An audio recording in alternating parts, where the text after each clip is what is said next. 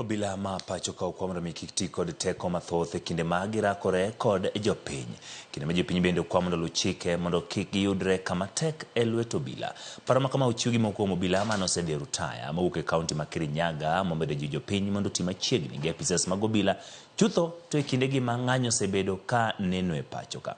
Kane giloso bang' misa mar goyo erokamano e kanisa ma jokopere ma Kerugoya apisas machon go bende kwayo jopiny mondo ochiw luor makare ne obila e kinde ma gidhi nyime gi tijegi.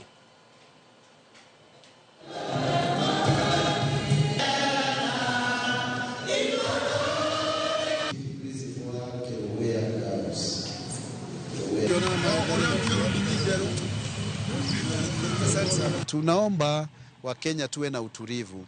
Tunajua kuna shida kweli, lakini hii shida itatatuliwa kwa utulivu. Tukianza vita, tutaangamiza nchi yetu. Na maafisa kama hawa ambao wamefanya kazi kwa miaka mingi na sasa wangetaka kwenda katika likizo zao, wangetaka kuwa wakifanya biashara zao, wangetaka pia kuishi maisha ya miili yao na pia fikra zao wakiona kuna usalama katika nchi.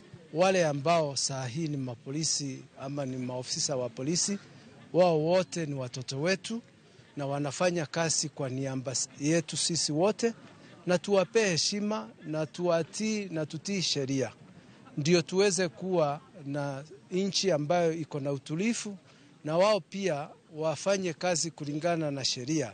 Wale police officers ambao wanafanya kazi saa hii, ningewaomba sana wajaribu kuangalia mikakati, yani ile tunaita professionalism.